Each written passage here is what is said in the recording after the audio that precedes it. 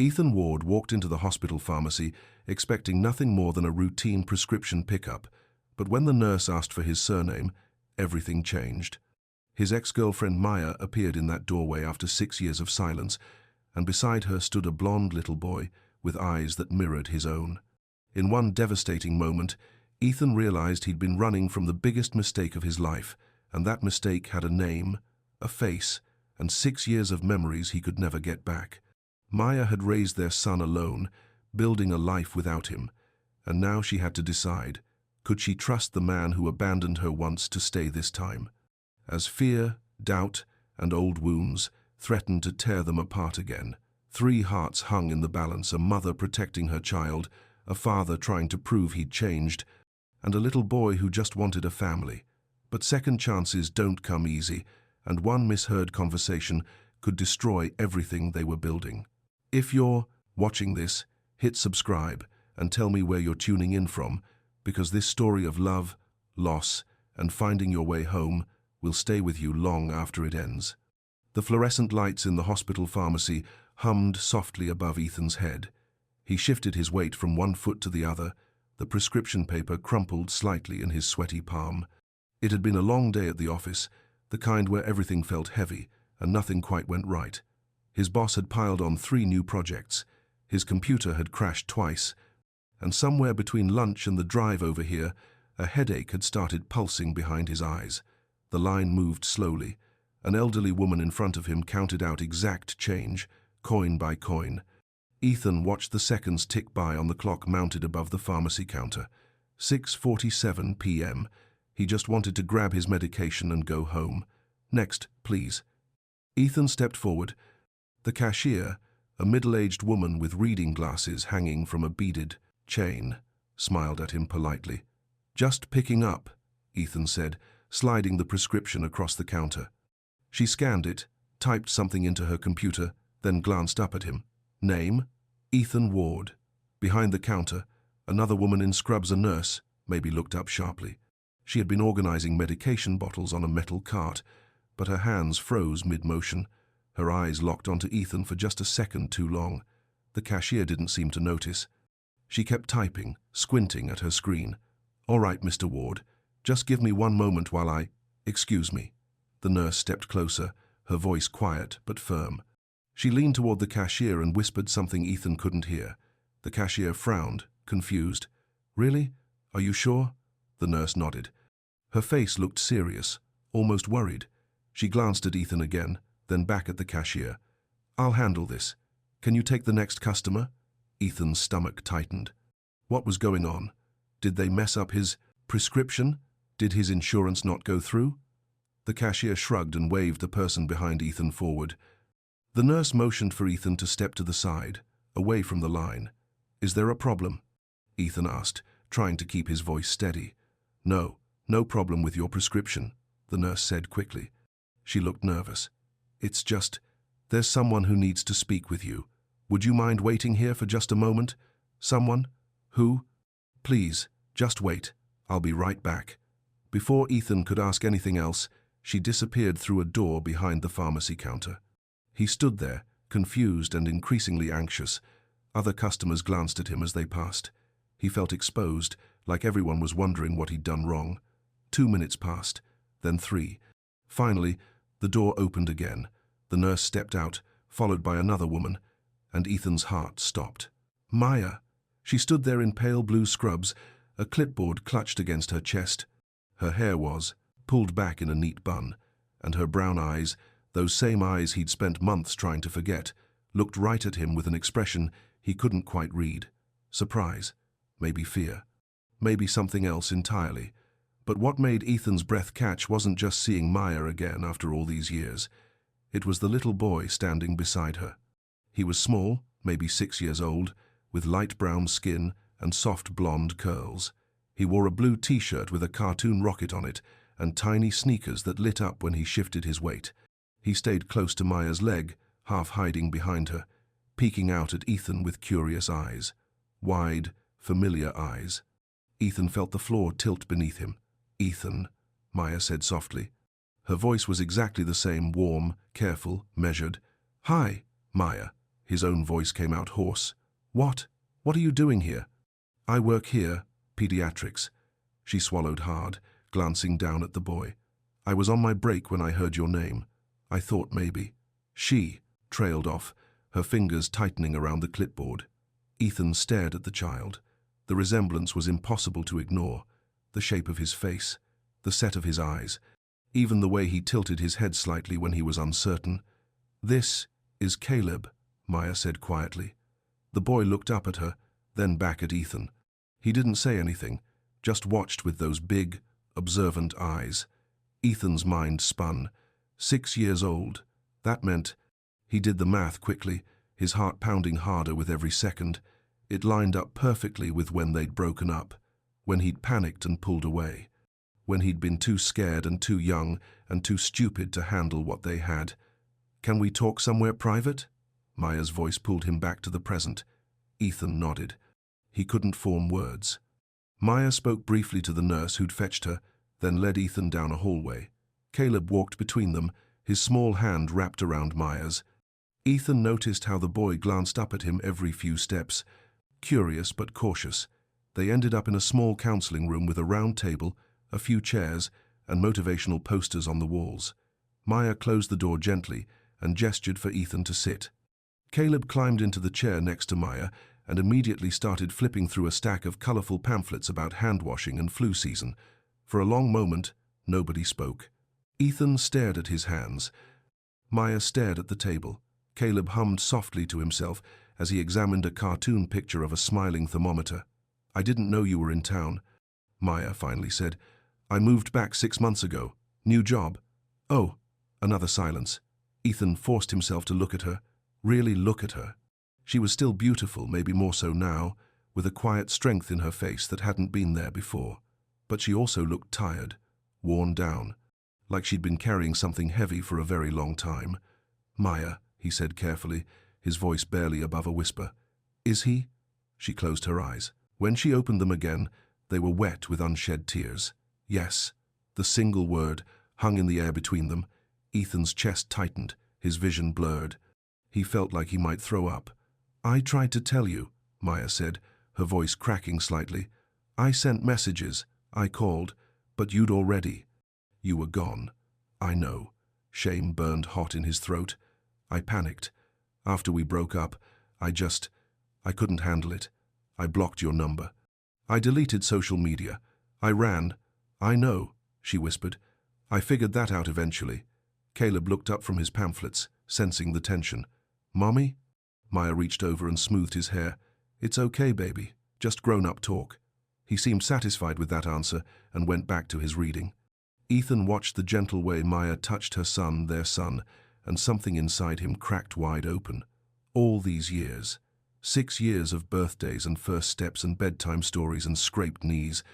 6 years he'd missed because he'd been too much of a coward to face his own fear. I'm sorry, he choked out. I'm so sorry, Maya. She looked at him with those deep brown eyes, and for a second he saw forgiveness there.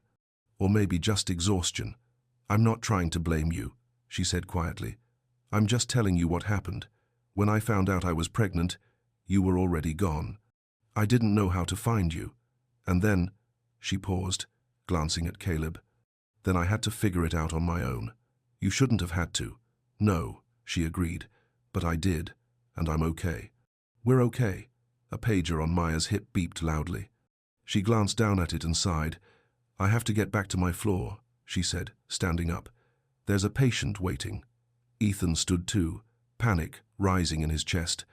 He couldn't let them walk out of this room. Not yet. Not without saying something that mattered. Can I see him again? The words tumbled out before he could stop them. Please. I know I don't deserve it, but please. Maya studied his face for a long moment. Caleb tugged on her scrubs, ready to go. I'm not asking anything from you, she said carefully. Caleb is my responsibility. He's my son. I've handled everything so far, and I can keep handling it. I know, but I'd like to be part of his life, if you'll let me. She bit her lip, considering. Finally, she nodded once. We can talk more, but not here, not now. Okay, when? I'll think about it. She reached for Caleb's hand. Come on, sweetheart. We need to go back. As they walked toward the door, Caleb looked back over his shoulder at Ethan. Their eyes met, and the boy gave him a small, shy smile. Then they were gone.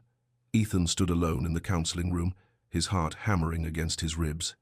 The motivational posters stared down at him, full of cheerful encouragement and clip-art sunshine.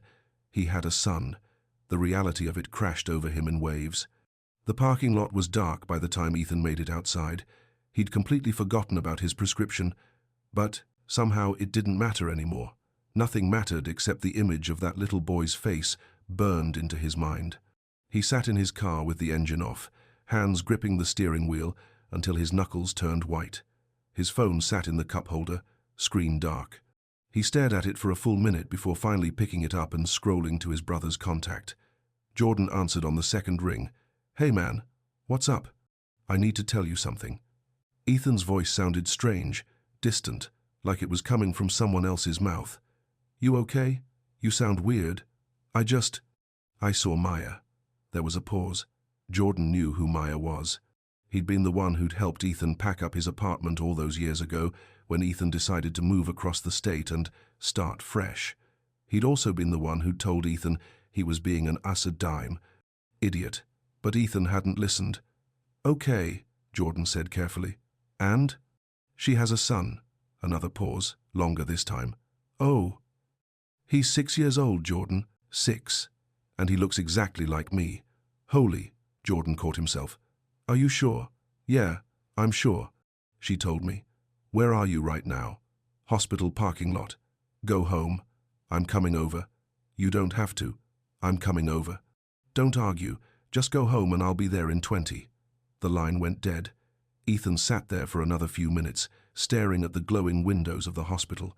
Somewhere in there, Maya was working, taking care of sick children, being strong and capable and everything he'd never been. And Caleb, his son, their son. He finally turned the key in the ignition and drove home on autopilot, barely registering the streets or the stoplights. His mind kept replaying the moment when Maya had said yes, the certainty in her voice, the pain. By the time he pulled into his apartment complex, his hands were shaking. Jordan showed up exactly 20 minutes later with a 6-pack of beer and a bag of chips. He took one look at Ethan's face and set everything down on the kitchen counter. "All right, start from the beginning." Ethan told him everything. The pharmacy, the nurse, Maya, appearing with Caleb, the conversation in the counseling room. Jordan listened without interrupting, his expression shifting from shock to concern to something that looked almost like pride. "So what are you going to do?" Jordan asked, when Ethan finally finished. "I don't know. She said we could talk more, but she didn't seem. I don't know. She didn't seem like she wanted me around. Can you blame her?" "No." Ethan dropped his head into his hands. "God, no. I was the worst. I ran away like a coward." "You were scared," Jordan said, more gently. "You were 23 and freaked out about commitment. I'm not saying it was right, but I get it. That doesn't make it okay." "No, it doesn't." Jordan leaned back in his chair. "But beating yourself up about it won't change what happened. The question is, what are you going to do now?" Ethan looked up at his brother. "I want to be in his life. I want to know him, then show up." "What?" "Show up. Be there. Consistently. Prove to Maya that you're not the same guy who ran away. Prove to yourself that you're not that guy anymore." Jordan grabbed a beer and popped it open. "But you need to be sure. Because if you do this halfway, if you start and then disappear again, you'll hurt that kid worse than if you'd never shown up at all." Ethan nodded slowly. His brother was right. This wasn't about making himself feel better or easing his guilt. This was about a 6-year-old boy who deserved a father who actually stuck around. "I can do this," Ethan said quietly. "Yeah? Yeah." Jordan studied him for a moment, then nodded. "All right then, don't screw it up." They sat in silence for a while, drinking beer and eating chips. Eventually, Jordan turned on a basketball game, but Ethan barely paid attention. His mind was already spinning with plans, with possibilities, with all the ways this could go right or terribly wrong. Before Jordan left, he clapped Ethan on the shoulder. "Hey, for what it's worth, I think you can do this too." After his brother was gone, Ethan pulled out his phone and scrolled through his old photos. He'd deleted most of the pictures of Maya, but there was one he'd kept buried, deep in a forgotten album. The two of them at a park, laughing at something he couldn't remember anymore. She looked so young, so happy. He wondered if she'd ever be able to look at him like that again. Maya unlocked the door to her apartment, with Caleb's hand still firmly in hers. It was almost 8 o'clock, past their usual dinner time, but her shift had run long, and then there'd been Ethan. She still couldn't quite believe it had happened. After all these years of wondering, of occasionally searching his name online just to see if he was okay, he'd walked right into her hospital, right into her life again. "Mommy, I'm hungry." Caleb tugged on her hand. "I know, baby. Let's get some." Dinner started. She moved through the familiar routine of cooking boiling pasta, heating up sauce, cutting up vegetables for a quick salad. Caleb sat at the kitchen table with his coloring book, humming the theme song from his favorite cartoon. Everything felt normal on the surface, but Maya's hands trembled slightly as she stirred the pot. A knock on the door made her jump. "Who is it?" Caleb called out. Maya checked the peephole and felt both relief and dread. Her mother, Renee Brooks, had impeccable timing, as always. Maya opened the door and was immediately pulled into a hug. "Hey, baby girl. Thought I'd come by and help with dinner. I brought rolls from the bakery." Her mother held up a paper bag, then paused, studying Maya's face. "What's wrong?" "Nothing's wrong, Maya." Renee's voice took on that tone, the one that had extracted the truth from Maya since she was 5 years old. "What happened?" Maya glanced at Caleb, who was absorbed in his coloring, then lowered her voice. "I saw Ethan today." Her mother's eyes widened. "Ethan? Your Ethan?" "He's not my Ethan. But yes." "Where? How?" "At the hospital. He came in to pick up a prescription and I was there. And Caleb was with me." Renee was quiet for a moment, processing. Then she set down the bag of rolls and wrapped her arms around Maya again, tighter this time. "Oh, sweetheart, are you okay?" "I don't know." Maya's voice cracked. "I really don't know." They stood like that for a minute, Maya breathing in her mother's familiar perfume, feeling both like a child who needed comfort and a mother who needed to be strong. Finally, she pulled away and wiped her eyes. "He wants to see Caleb again." "What did you say?" "I said we'd talk about it." Renee's expression was hard to read, worry mixed with something else. "Protectiveness, maybe. And do you want him to see Caleb?" "I don't know that either." Maya moved back to the stove, stirring the pasta sauce even though it didn't need stirring. "Part of me thinks Caleb deserves to know his father, but part of me is terrified. What if Ethan disappears again? What if he hurts Caleb the way he hurt me? Those are fair questions. I can't let Caleb get attached to someone who might leave." "No," Renee agreed. "But you also can't protect him from everything. Sometimes people surprise us, sometimes they grow up." Maya looked at her mother, surprised. "I thought you'd tell me to keep him away." "I want to," Renee admitted. "Lord knows I want to protect you both. But I also know that little boy in there has asked about his daddy, and you've never been able to give him a real answer." As if on cue, Caleb called out from the table. "Mommy, is the man from the hospital going to come back?" Maya and Renee exchanged a look. "I don't know, sweetheart," Maya said carefully. "He seemed nice." Caleb went back to his coloring. "He had nice eyes." Maya's heart squeezed. Caleb had no idea that the man he'd met so briefly was his father, no idea how much history existed in that small room, no idea how one encounter had turned Maya's carefully constructed world completely upside down. "Come on," Renee said gently. "Let's get this dinner on the table. Everything else can wait." But as Maya served pasta and listened to Caleb chatter about his day at school, she couldn't stop thinking about Ethan, about the look on his face when he'd realized the truth, about the way his voice had cracked when he apologized, about the way her heart had ached when she saw him standing there. After all this time. That night, after Caleb had brushed his teeth and changed into his rocket ship pajamas, Maya tucked him into bed. She read him his favorite story, the one about the brave little mouse, and kissed his forehead. "Mummy? Yeah, baby? Who was that man?" Maya's breath caught. She'd known this question was coming, but she still wasn't ready for it. "He's someone I used to know," she said carefully. "A long time ago." "Did he know me when I was a baby?" "No, he didn't." Caleb thought about this, his young mind working through the implications. "Why not?" It's complicated, sweetheart. Sometimes grown-ups make mistakes. Did you make a mistake? No, but he did. Is he sorry? Maya smoothed back Caleb's curls, her eyes stinging. I think so, yes. Will I see him again? It was the same question Maya had been asking herself all evening. The honest answer was that she didn't know. The safe answer was probably no. But looking down at her son's hopeful face, she couldn't bring herself to close that door completely. Maybe, she whispered. We'll see. Caleb seemed satisfied with that. He yawned, snuggling deeper under his blankets. Within minutes, his breathing had evened out and he was asleep.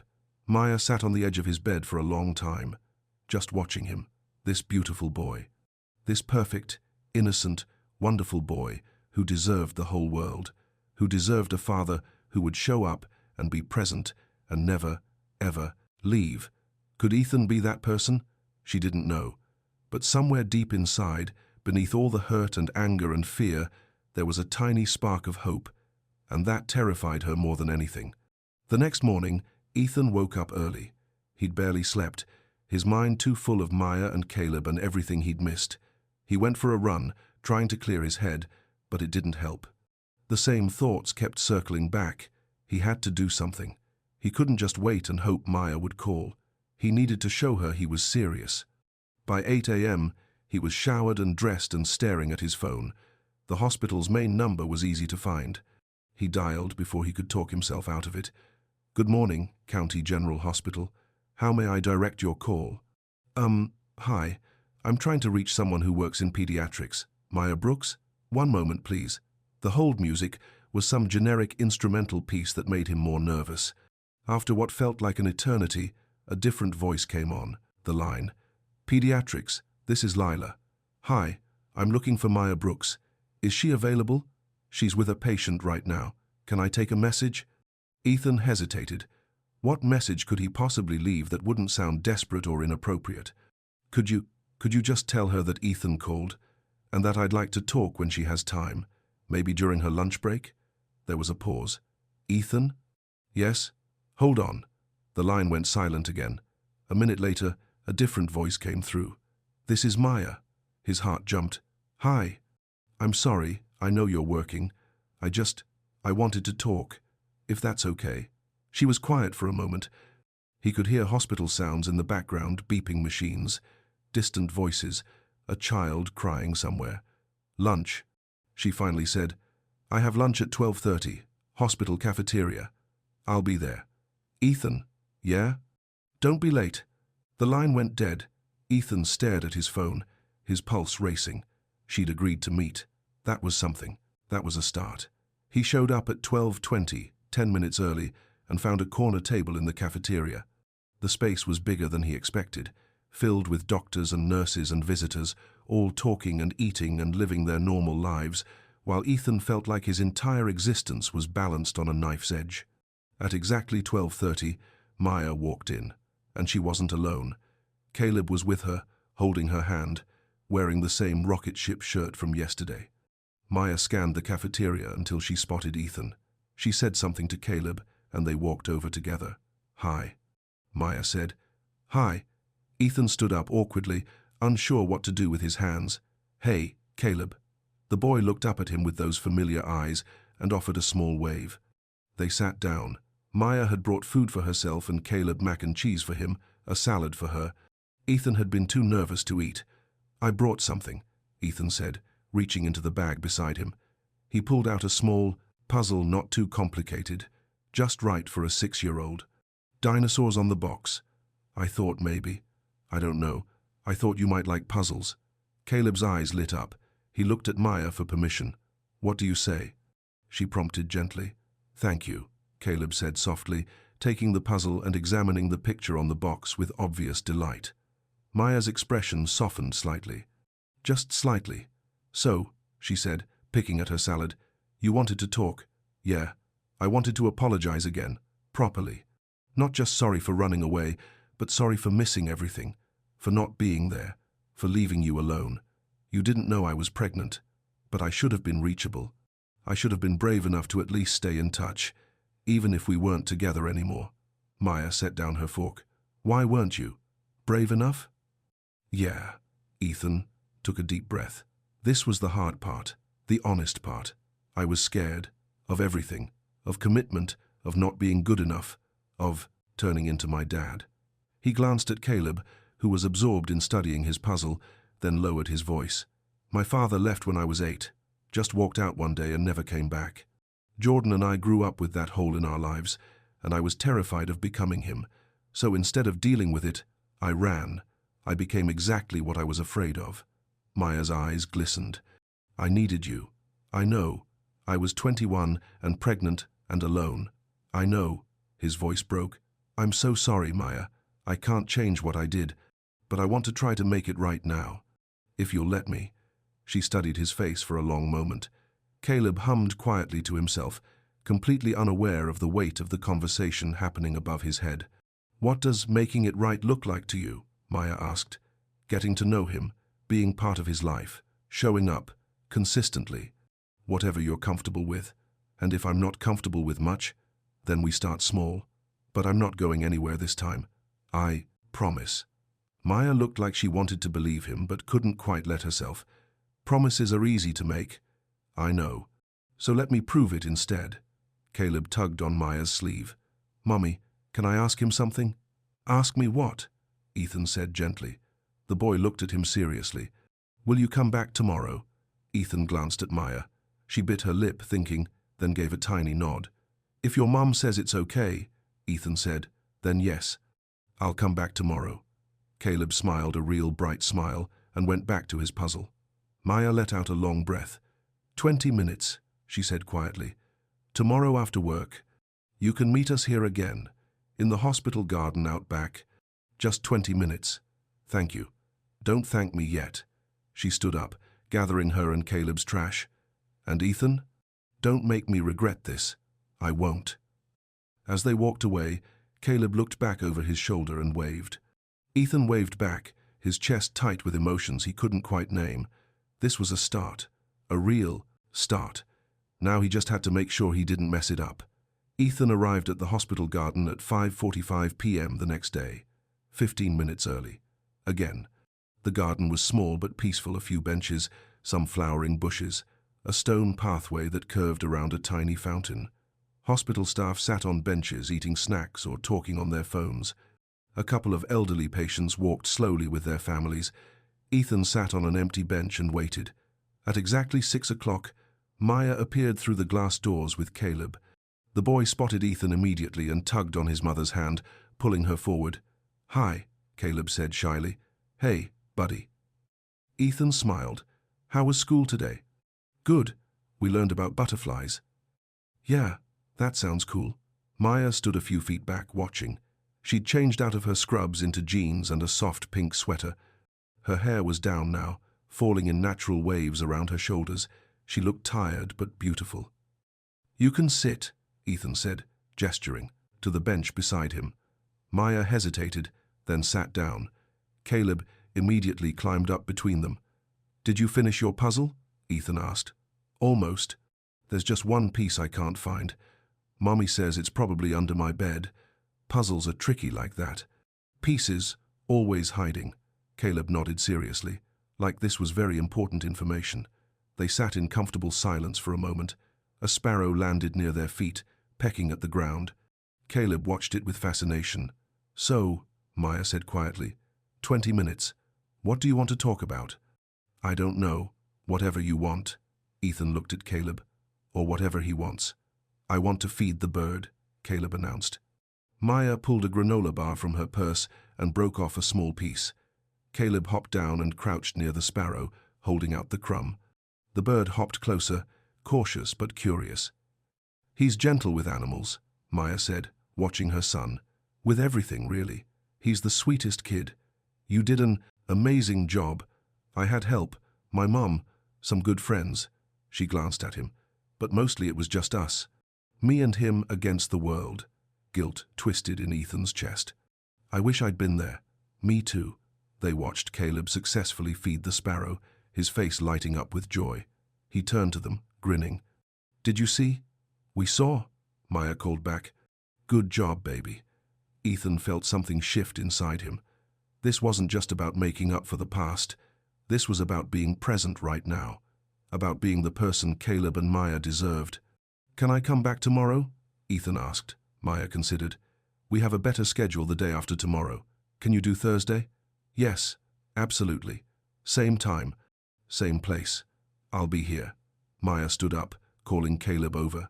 The boy ran back, still excited about the bird. "Say goodbye," Maya prompted. "Bye, Ethan. Bye, Caleb." As they walked away, Maya looked back once. Their eyes met. She didn't smile, but something in her expression had softened, just a little. Thursday came, then Saturday, then Tuesday. Each visit was the same 20 minutes in the garden, simple conversations, Caleb slowly warming up. He started bringing things to show Ethan, a drawing from school, a rock he'd found that looked like a heart, a toy car that made noise when you pushed it. Ethan brought things too. Not expensive gifts, just small, thoughtful items, a book about space, some colorful markers, a bag of gummy bears they could share. Maya watched everything carefully. She never left them alone, always staying within reach, but she seemed less tense with each visit. Sometimes she even joined the conversation. On the 8th visit, 2 weeks after that first meeting in the pharmacy, something changed. It was late afternoon, almost evening. Maya's shift had ended early for once, and they'd all met in the garden as usual. Caleb was showing Ethan how to make a paper airplane. "No, you fold it like this," Caleb said, his small fingers, creasing the paper. "See? Oh, I get it. Let me try." Ethan folded his own airplane, copying Caleb's movements. They threw them together, watching the planes soar across the garden. Maya laughed, actually laughed, when Ethan's plane nosedived into a bush. "That was terrible," she said. "Hey, I'm out of practice." "You were always terrible at paper airplanes." The comment hung in the air. It was the first time she'd referenced their past together in front of Caleb, the first acknowledgement that they'd once been more than strangers. Caleb didn't seem to notice. He was too busy retrieving the airplanes. "You remember that?" Ethan asked softly. "I remember a lot of things." Their eyes held. Something unspoken passed between them, memories, regrets, possibilities. "We should go," Maya said suddenly, standing up. "It's getting late." But as they walked toward the parking lot, Maya's pace slowed. Caleb ran ahead, chasing a butterfly. "You've been showing up," Maya said. "Every time. I wasn't sure you would. I told you I would. People say a lot of things." "I know. But I meant it." They reached Maya's car, an older sedan with a small dent in the bumper. Caleb climbed into his booster seat in the back. Maya unlocked the driver's door, then paused. "Same time Friday?" she asked. "Yeah. Or," Ethan took a breath, "or maybe we could do something different. Like go to a park? Somewhere Caleb can actually run around?" Maya's expression shifted. Uncertainty, maybe fear. "I don't know. Just an hour. You pick the place. We stay together the whole time. I just thought he might want more space than this little garden." She looked at Caleb through the car window. He was playing with a toy, content. "I'll think about it," she finally said. "Okay." She got in the car and turned the key. Nothing happened. She tried again. The engine made a weak clicking sound but didn't start. No. Maya hit the steering wheel in frustration. "Come on. What's wrong?" Caleb asked from the back. "Car's not starting, baby. It's okay." Ethan stepped closer. "Pop the hood. Let me look." "You don't have to." "Maya." "Pop the hood." She did. Ethan examined the engine in the fading evening light. He wasn't a mechanic, but he knew basics. The battery looked old. Some of the connections were loose. "When's the last time you got this serviced?" He called over. "I don't know. A while." He tightened a few connections and had Maya try starting it again. Still nothing. "Battery's dead. You'll need a jump or roadside assistance." Maya pulled out her phone, scrolling through contacts. "My mom's at work. Lila's out of town." She looked stressed, embarrassed. "I can give you a jump," Ethan offered. "My car's right there. You don't have to, I know, but I want to. Let me help." She looked like she might argue, but then just nodded. "Thank you." Ethan jogged to his car and pulled it alongside Maya's. While they waited for the cables to work their magic, Caleb asked questions from the back seat. "Why did the car stop working?" "Sometimes cars get tired, just like people," Maya explained. The battery ran out of energy. Like when my tablet dies. Exactly like that. Will it work again? We're going to try. Ethan caught Maya's eye over the hood of the car. She looked vulnerable in a way he hadn't seen since they'd reconnected, like she'd been holding everything together so tightly that this one small setback had cracked her armor. You okay? He asked quietly. Yeah, just tired. It's been a long week. I can imagine. After a few minutes, they tried starting Maya's car again. This time, the engine turned over with a healthy rumble. Caleb cheered from the back seat. There we go, Ethan said, disconnecting the cables. You should get the battery replaced soon, though. This is just temporary. I will. Thank you, Ethan. Really? No problem. Maya started to get in the car, then stopped. That park you mentioned? Maplewood Park. Saturday. Afternoon. 2 o'clock. Ethan's heart jumped. Yeah, but we're taking this slow. You understand? I understand. And if anything makes me uncomfortable, we leave. No questions asked. She nodded, satisfied. Saturday, then. As she drove away, Caleb waving enthusiastically through the back window, Ethan stood in the parking lot feeling like he'd just won something important. Not Maya's forgiveness, not yet. But maybe her trust, or at least the beginning of it. Saturday arrived with perfect weather. Sunny but not too hot, a gentle breeze. The kind of day that made everything feel possible. Ethan got to Maplewood Park at 1:45 p.m. He found Maya and Caleb already there, sitting on a bench near the playground. Caleb wore light-up sneakers and a striped shirt. Maya had on casual clothes, jeans, and a simple white t-shirt and sunglasses pushed up on her head. You're early, Maya said. So are you. Caleb was excited. The boy was indeed bouncing with energy. Can I go on? The swings? Please. Go ahead, baby. Stay where I can see you. Caleb took off running. Maya and Ethan followed at a slower pace, finding a bench near the swing set with a good view of the whole playground. This is nice, Ethan said. Being outside like this. He needed it. We both did. Maya watched Caleb climb onto a swing. He's been asking about you, you know. Between visits. Yeah? Wants to know when you're coming back. What we're going to do next time. She paused. He's getting attached. Is that a bad thing? I don't know yet. She turned to look at him. What happens if you decide this is too hard? If you wake up one day and realize you're not ready for this? That's not going to happen. How can you be sure? Because I've already lived the alternative. I already know what it's like to run away and regret it every single day. I'm not making that mistake again. Maya was quiet, processing. On the swings, Caleb pumped his legs, going higher and higher. His laughter carried across the playground. He has your smile, Maya said softly. Did you notice? I noticed. Sometimes he'll look at me with this expression, and it's like seeing you from 7 years ago. It used to make me angry. Now it just makes me sad. I'm sorry. I know you are, she sighed. I'm trying not to be angry anymore. It's exhausting, being angry. You have every right to be. Maybe, but I don't want to be. For Caleb's sake, if nothing else. They sat in comfortable silence, watching Caleb play. A young couple walked past, pushing a stroller. They glanced at Ethan and Maya, probably assuming they were just another family enjoying the park. What was he like as a baby? Ethan asked. If you don't mind me asking. Maya's expression softened. Quiet. So quiet. He barely cried. My mom said I was lucky, but sometimes it worried me. I'd check on him constantly to make sure he was breathing. She smiled at the memory. He loved being held, would fall asleep on my chest every 20 night. And when he started walking, he was so careful, took tiny steps like he was afraid of falling. Sounds like him now. He hasn't changed much. Still gentle. Still thoughtful. She glanced at Ethan. He's a good kid. You raised him well. I tried my best. Another family arrived at the playground, a mom, a dad, and 2 kids. They set up at a nearby picnic table, unpacking snacks. The dad called out to his children in Spanish, laughing as they ran circles around him.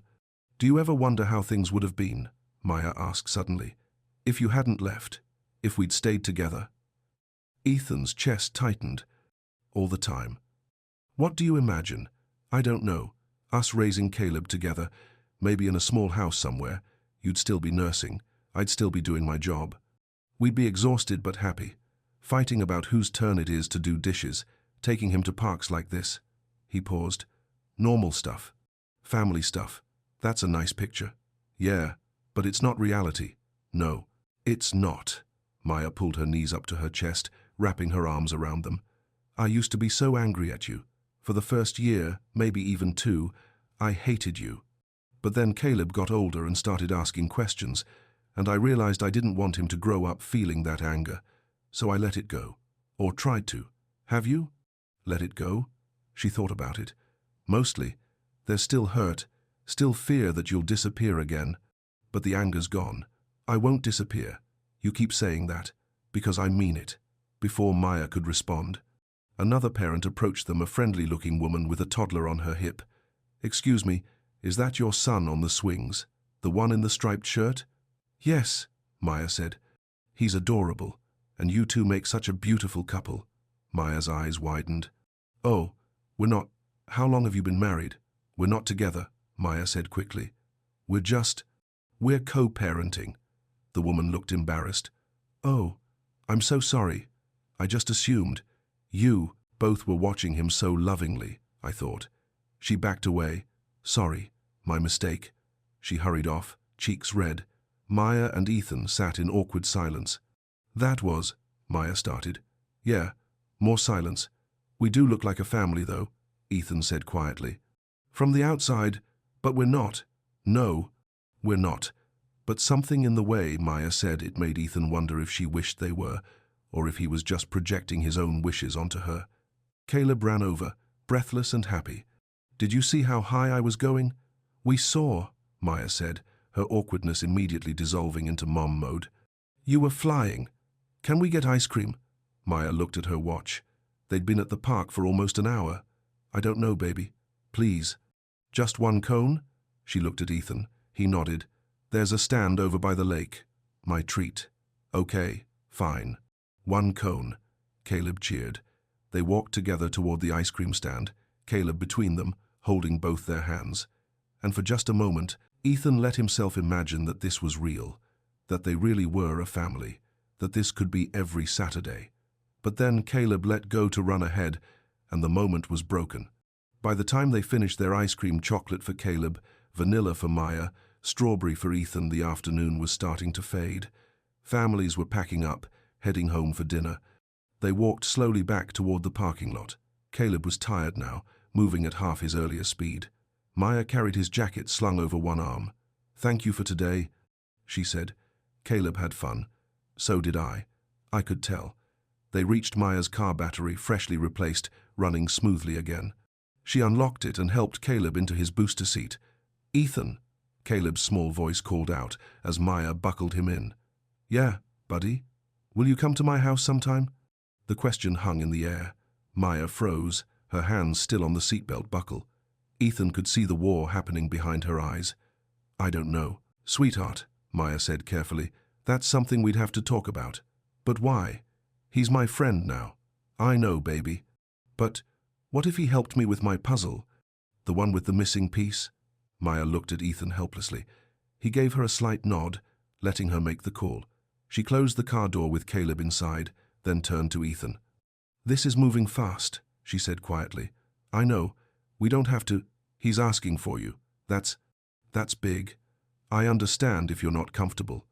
Maya chewed her bottom lip, thinking, what if you came over for an hour? Just to see his room, help with the puzzle, then leave? Nothing more? Whatever you're comfortable with. Monday evening? Around 6? Ethan's heart hammered. Yeah, Monday works. I'll text you my address. Okay. She opened her car door again, pausing before getting in. Ethan? Don't make me regret this. I won't. As they drove away, Ethan stood in the parking lot, feeling the weight of what had just happened. Maya was letting him into her home, into the space she and Caleb had built together over 6 years. That was trust. Real, tangible trust. He couldn't mess this up. Monday evening, Ethan arrived at Maya's apartment building at 5:55 p.m. He'd spent 20 minutes in the car debating whether to bring something: flowers, a bottle of wine, nothing, and had finally settled on a box of good tea he'd seen Maya drink at the hospital. Her apartment was on the second floor, number 214. He knocked gently. Caleb answered the door, grinning. You came. Of course I did. Hi, buddy. Maya appeared behind him, drying her hands on a dish towel. Come in. The apartment was small but cozy, a worn couch covered with a soft blanket, bookshelves filled with paperbacks and children's books, Caleb's artwork taped to the walls. Everything was clean but lived in, the kind of home that felt warm and safe. I brought this, Ethan said, holding out the tea. I noticed you drink it at work. Maya took it, surprised. You pay attention. Yeah, thank you. She set it on the kitchen counter. Caleb, show Ethan your room. The boy grabbed Ethan's hand and pulled him down a short hallway. His room was exactly what you'd expect for a 6-year-old toys, organized in bins, a small bed with space-themed sheets, glow in the dark stars on the ceiling. Here's my puzzle. Caleb pulled out the dinosaur puzzle from under his bed. We never found that last piece. They sat on the floor together, spreading out the pieces. Maya appeared in the doorway, watching. You don't have to hover, Ethan said gently. I'm not going anywhere. I know. She trailed off. I'm working on it. She left them alone, going back to the kitchen where Ethan could hear her making dinner. The smell of something delicious, chicken, maybe, drifted down the hall. Ethan and Caleb worked on the puzzle together. It was almost complete, except for that one missing piece. They looked under the bed, behind the toy box, in the closet. Found it. Ethan pulled the piece from between 2 books on the shelf. You found it. Caleb bounced excitedly. Put it in. Put it in. Ethan handed him the piece. You should do it. You've been working on this puzzle for weeks. Caleb carefully placed the final piece, completing the picture, a T-Rex roaring triumphantly. He beamed with pride. Mommy, we finished it. Maya came to the doorway. Look at that. Good job, baby. Ethan found the missing piece. Did he now? She smiled at Ethan, something warm in her expression. A timer went off in the kitchen. Maya glanced back. Dinner's almost ready. Ethan, would you like to stay? The invitation surprised both of them. I don't want to impose, Ethan said. You're not. I made plenty. And honestly, Caleb will probably ask anyway. Can he stay, please? Caleb looked up at his mother with those big, hopeful eyes. Maya smiled. That's what I thought. Come on, let's eat. Dinner was simple baked chicken, rice, steamed vegetables, and a salad. They ate at a small table that barely fit 3 people. Caleb talked non-stop about school, about his friends, about a field trip coming up to the Science Museum. Maya listened with patient attention, occasionally correcting his table manners. Ethan mostly observed, soaking in the normalcy of it all. This was their routine, their life, and for one evening, he got to be part of it. After dinner, Caleb wanted to show Ethan his drawings, every single one. Maya cleaned up, refusing Ethan's help, so he sat on the couch while Caleb narrated his artwork. This one is a spaceship, and this one is a dragon, and this one is Mommy. The drawing of Maya showed her with a huge smile and what looked like a cape. Why does your mom have a cape? Ethan asked. Because she's a superhero. She makes people feel better at the hospital. Ethan glanced at Maya in the kitchen. She'd heard, and her cheeks were pink. You're right, Ethan said, quietly. She is a superhero. By 7:30, Caleb was starting to fade. His eyelids drooped as he showed Ethan his favorite book. Maya came over and scooped him up. Bedtime, buddy. But I'm not tired, Caleb protested through a yawn. Uh-huh. Come on. She looked at Ethan. I'll be right back. Ethan sat on the couch, listening to the sounds of Maya getting Caleb ready for bed. Water running, teeth being brushed, a story being read in Maya's soft, patient voice. He stood and walked to the window, looking out at the quiet street below. Streetlights flickered on in the growing darkness. A cat prowled along a fence. Somewhere nearby, someone was playing music. He fell asleep halfway through the story, Maya said, returning. That's how I know he had a good day. When he crashes hard. Thank you for letting me stay. Thank you for coming. She sat on the couch, patting the spot beside her. Ethan sat down, keeping a respectful distance between them. Your home is really nice, he said. It's small. It's perfect. It feels like a home. Maya smiled, tucking her feet under her. We've made it work. Me and him. He's lucky to have you. I'm lucky to have him. She paused. Can I ask you something? Anything. Why now? Why are you really doing this? Is it guilt? Ethan thought about it carefully. At first, maybe.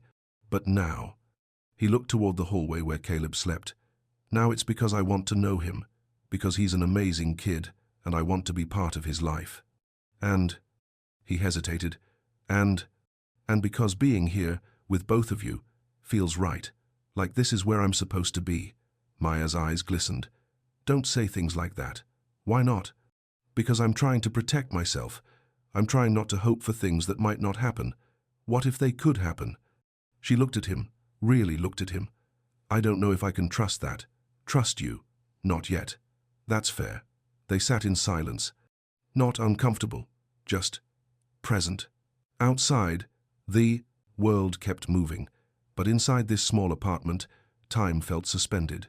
Finally, Maya spoke. You should probably go. Caleb has school tomorrow, and I have an early shift. Right. Of course. Ethan stood. Thank you again. For tonight. It meant a lot. Same time on Wednesday? The hospital garden? I'll be there. Maya walked him to the door. As he stepped into the hallway, she called his name. Yeah? He really likes you. Caleb. He talks about you constantly. I really like him too. I know. She leaned against the doorframe. That's what scares me. Ethan wanted to say something reassuring, something that would take away her fear, but he knew that words weren't enough. Only time and consistency would prove his intentions. Good night, Maya. Good night, Ethan. The door closed softly. As Ethan walked back to his car, he felt something shift inside him. This wasn't just about making up for past mistakes anymore. This was about building something new, something real. He just hoped Maya would eventually believe that too. The next 2 weeks fell into a comfortable rhythm. Ethan showed up every Wednesday and Saturday. Sometimes they met at the hospital garden, sometimes at the park. Once, they went to a small diner where Caleb demolished a stack of pancakes while Maya and Ethan talked about everything and nothing. Caleb was opening up more. He told Ethan about his favorite cartoons, his best friend at school, his fear of thunderstorms. Maya watched these conversations with a mix of emotions Ethan couldn't quite read. Sometimes she seemed happy, sometimes worried, sometimes both at once. On a Thursday evening, 3 weeks after that first dinner, Maya invited Ethan over again. Spaghetti, this time, with garlic bread. Caleb helped set the table, carefully placing napkins at each spot. I'm doing good, right, Mommy? Caleb asked. You're doing great, baby. They ate together like they'd done this 100 times before. Caleb told them about a science experiment at school involving baking soda and vinegar. Ethan shared a funny story about his co-worker accidentally sending an email to the entire company. Maya laughed, really laughed, and the sound filled Ethan with warmth.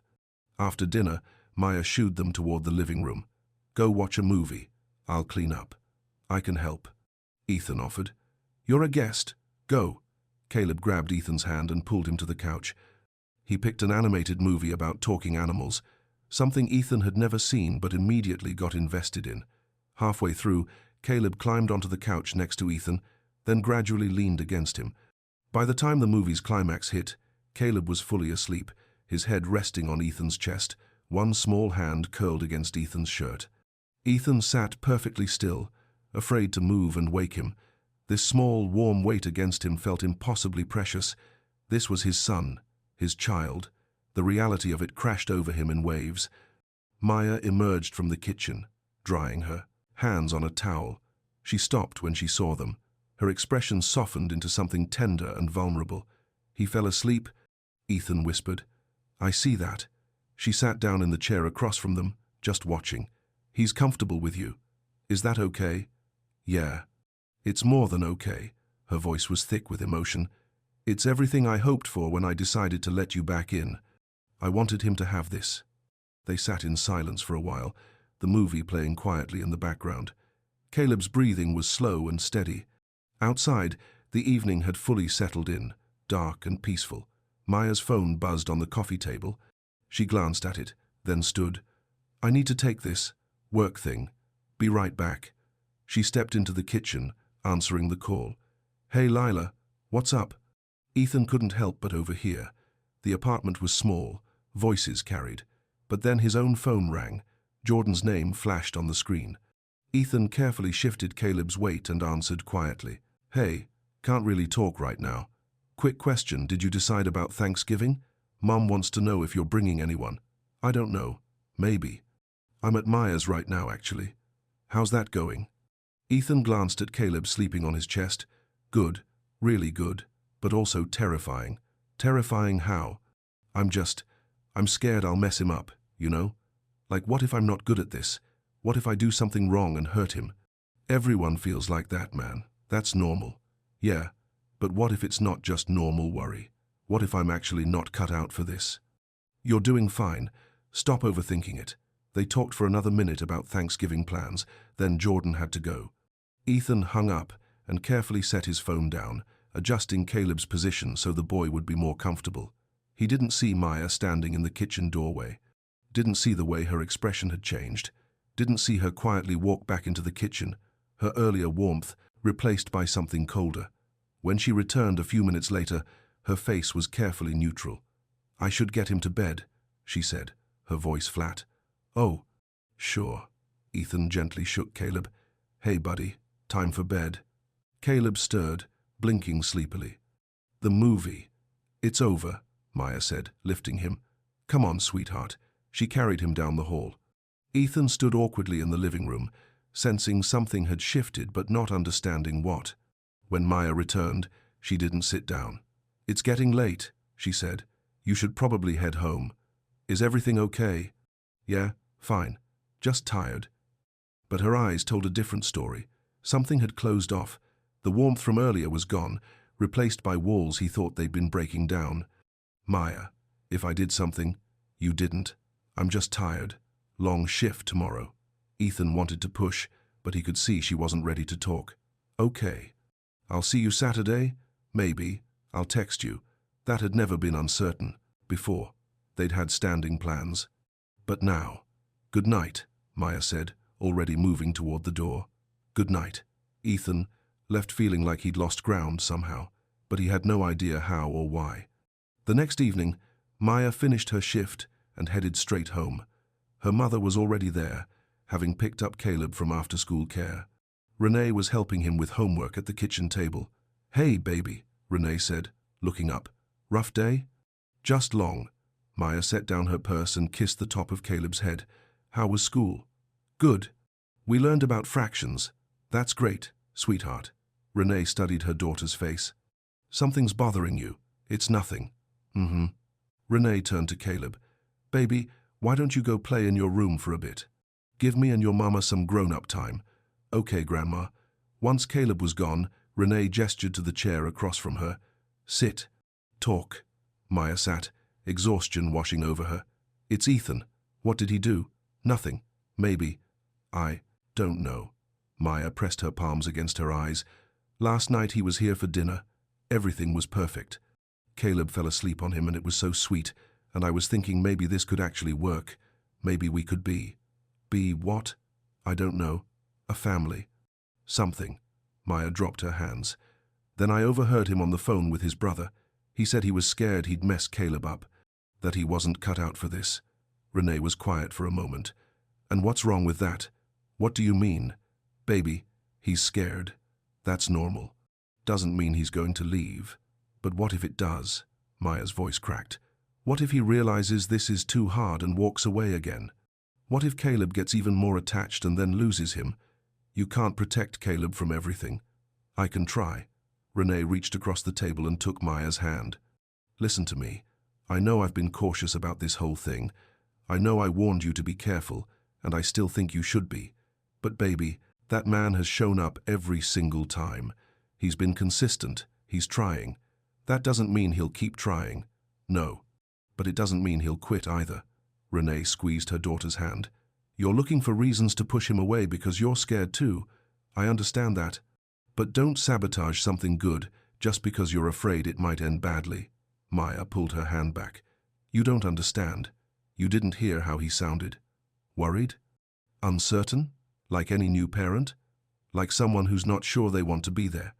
Or like someone who cares so much they're afraid of doing it wrong?" Renee stood up. Think about it, Maya. Really think about what you heard, not what your fear is telling you heard. After her mother left, Maya sat at the kitchen table alone. Caleb was singing in his room, some song from school. The apartment felt both too quiet and too loud. Her phone buzzed. A text from Ethan. "Hey, just checking in. Hope you're having a good evening." Maya stared at the message. She should respond, should say something, but her fingers hovered over the keyboard, unable to form words. She set the phone down without replying. Saturday morning, Ethan texted Maya about their usual park plans. 2 hours passed with no response. He tried not to panic. Maybe she was busy. Maybe she'd forgotten to charge her phone. At noon, she finally replied, "Can't make it today. Sorry. Work thing came up." Ethan stared at the message. It felt wrong, distant. But he replied, "No problem. Tomorrow? I'll let you know." That afternoon, Ethan was at his desk working when his boss called him into her office. "We have a situation with the Morrison account," she said. "The client just called. They're threatening to pull out if we don't get them a revised proposal by Monday morning. That's 48 hours. I know. I'm sorry. But we need all hands on deck, starting tonight." Ethan's stomach sank. "I have plans tonight. Can you reschedule?" He thought about Maya, about how she'd been distant since Thursday, about how missing their plans would only make things worse. But he also thought about his job, about needing to be stable and reliable if he wanted to be part of Caleb's life, about the bills that needed paying and the future he was trying to build. "Yeah," he said quietly. "I can reschedule." He texted Maya immediately. "Emergency at work. Have to cancel tonight. I'm so sorry. Can we do tomorrow instead?" Maya read the message, stared at it, and felt every fear she'd been carrying confirm itself in that one sentence. He was pulling away. She'd known it would happen eventually, known it was too good to be true, known that Ethan would find an excuse, then another, until eventually he just stopped showing up altogether. "Whatever," she typed back, then deleted it, then typed, "Fine, we'll talk later." But they both knew what later meant. That evening, Maya picked at her dinner while Caleb ate enthusiastically. "Is Ethan coming over?" he asked. "Not tonight, baby. Tomorrow? I don't know. Why not? He's busy with work." Caleb's face fell. "But he promised we'd build that fort." Maya's heart squeezed. "I know, sweetheart. But sometimes grown-ups have to work. When will I see him again?" "I don't know." The uncertainty in her own voice scared her, because the truth was, she didn't know if she'd let Caleb see Ethan again. Didn't know if she could keep putting her son through this emotional roller coaster. That night, after Caleb was asleep, Maya sat on her couch in the dark. Her phone sat on the coffee table, screen dark. No more messages from Ethan. He was probably working. Or maybe he was relieved to have an excuse to stay away. She picked up her phone and scrolled through her photos. There were dozens of recent pictures, Caleb and Ethan at the park, Caleb showing Ethan his drawings, the two of them laughing over ice cream cones. Caleb looked so happy in every single one. And that's what made this so hard, because it wasn't just about her anymore. It wasn't just her heart at risk. It was Caleb's. Sunday morning, Ethan woke up after 3 hours of sleep. He'd worked until 4 a.m. getting the proposal together. His eyes burned, his head pounded. But the work was done. He checked his phone. No messages from Maya. He typed out several texts and deleted them all. Finally settled on, "Proposal finished. Can I see you and Caleb today? I really miss you both." Hours passed. No response. By evening, Ethan couldn't take it anymore. He drove to Maya's apartment building and knocked on her door. Maya answered, looking tired. Behind her, Caleb was watching TV. "Can we talk?" Ethan asked. Maya glanced back at Caleb, then stepped into the hallway, pulling the door mostly closed behind her. "What's going on?" Ethan asked. "You've been distant since Thursday. Did I do something?" "You missed last night. I told you, work emergency. I had no choice." "There's always a choice, Ethan. That's not fair. I'm trying to be responsible. I need this job to provide for." "For what? You're not providing anything. Caleb and I were fine before you showed up." "We'll be fine if you leave." The words hit him like a punch. "Is that what you want? For me to leave?" Maya's eyes welled up. "I want to protect my son." "From me?" "From getting hurt when you realize this is too much, and walk away." "I'm not going to walk away." You did before. I was 23 and stupid. I'm not that person anymore.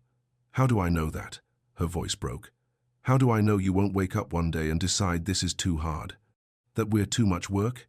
Ethan stared at her, understanding dawning. This isn't about last night, is it? Something else happened. Maya wrapped her arms around herself. I heard you on the phone Thursday, talking to Jordan. You said you were scared you'd mess Caleb up. That you weren't cut out for this. Maya, that's not what I meant. Then, what did you mean? I meant, I'm terrified of not being good enough. I meant, I care so much that the thought of doing something wrong keeps me up at night. I meant, his voice cracked, I meant, I love him. And I'm scared because I've never felt anything this important before. Tears streamed down Maya's face. I can't do this. I can't let Caleb get more attached if you're uncertain. It's not fair to him. I'm not uncertain about him. I'm uncertain about me. That's the same thing. No, it's not. Ethan stepped closer. Maya, please, don't shut me out. Not when we were finally making progress. She shook her head. I need space. Caleb needs space. For his emotional safety. For how long? I don't know. The door opened slightly. Caleb peeked out. Mummy? Is Ethan leaving? Maya quickly wiped her eyes. Yes, baby. Go back inside. But I wanted to show him my new drawing. Not tonight. When? Maya looked at Ethan, her expression breaking his heart. I don't know. She ushered Caleb inside and closed the door, leaving Ethan alone in the hallway. He stood there for a long moment, feeling everything he'd built over the past month crumbling around him. Then he walked back to his car and sat in the driver's seat, head in his hands. He'd finally found what he'd been missing, his son, his family, a chance to make things right. And now he was losing it all over again. Monday morning, Ethan showed up at Jordan's apartment before work. His brother answered in sweatpants and a ratty t-shirt, holding a cup of coffee. You look terrible. Jordan said, Thanks. Come in. Ethan collapsed on Jordan's couch while his brother made breakfast, scrambled eggs and toast. Simple but comforting. Maya asked for space, Ethan said to the ceiling. Why? She overheard me on the phone Thursday. When I said I was scared about messing up Caleb, she thought I was having doubts. Jordan flipped the eggs. And are you? No, I'm scared because I care, not because I don't. Did you tell her that? I tried. She didn't want to hear it. She's convinced I'm going to leave again. Ethan sat up. And I don't know how to prove I'm not that person anymore. Jordan brought over 2 plates and sat down. You show up. Consistently. Even when she's pushing you away. She said she needs space. Then give her a few days, but don't disappear. Send a text. Leave a note. Something that shows you're still there, still thinking about them. Jordan took a bite of toast. You either show up or disappear. Those are your options. Choose. I'm choosing to show up. Then do it. But also, man, you need to communicate better. If you're feeling scared or overwhelmed, tell her. Don't wait for her to overhear something and misinterpret it. Ethan nodded slowly. His brother was right. He'd been so focused on proving himself through actions that he'd forgotten words mattered too. What should I do? Write her a letter. Tell her everything. No holding back. Then give her the space she asked for, but make sure she knows you're not going anywhere. That night, Ethan sat at his kitchen table with a pen and paper. He wrote and rewrote, crossed out and started over. Finally, after a dozen attempts, he had something that felt true. Maya, I'm not good with words, but I need to say this right. I need you to understand. When you overheard me on the phone, I wasn't saying I didn't want this. I was saying I care so much that the thought of doing it wrong terrifies me. Being a father, being in Caleb's life, is the most important thing I've ever done. And that scares me because I know how badly I messed up before. I was 23 when we broke up. I was scared and immature and I ran. That was the worst mistake of my life. I don't expect you to forget that. I don't even expect you to fully forgive it. But I need you to know that I'm not that person anymore. These past weeks with you and Caleb have been the best of my life. Getting to know my son, seeing the amazing person you've raised him to be, rebuilding something with you, it's everything I didn't know I was missing. I'm not asking to jump back into a relationship. I'm not asking you to trust me completely. I'm just asking for a chance to keep showing up, for Caleb, and for you. I love him, Maya. I know I haven't earned the right to say that, but it's true. And I think he's starting to love me too. Please don't take that away from him because you're afraid I'll hurt him. I won't be perfect. I'll make mistakes, but I won't leave. Not this time. Not ever. I'll give you the space you asked for.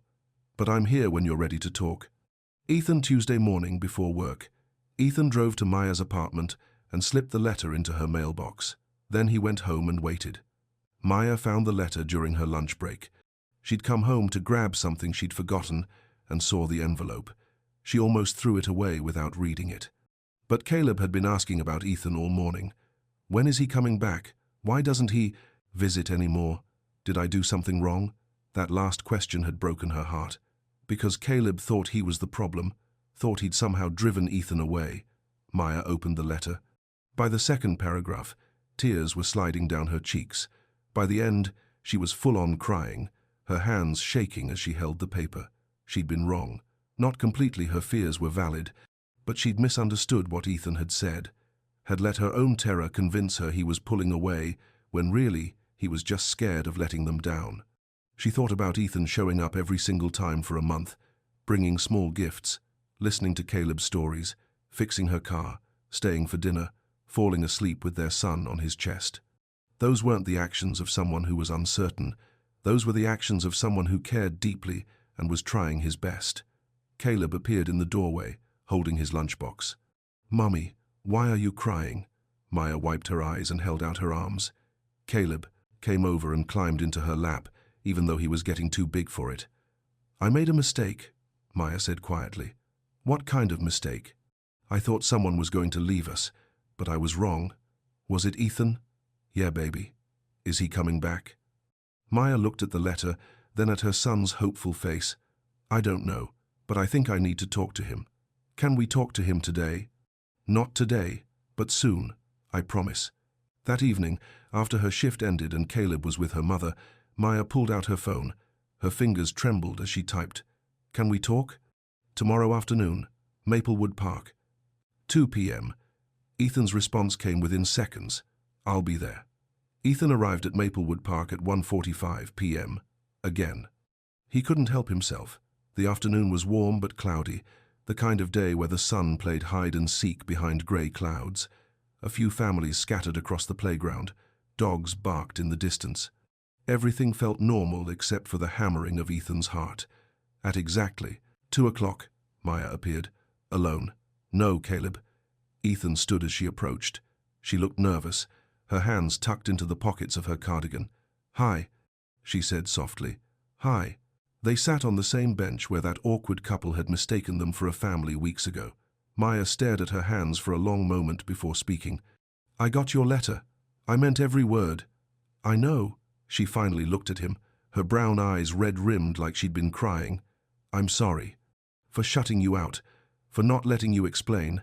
You don't have to apologize." "Yes, I do." She took a shaky breath. "I was so scared, Ethan. I'm still scared. But I let that fear make me hear things you didn't say. I let it convince me you were leaving before you even thought about it. I wasn't leaving.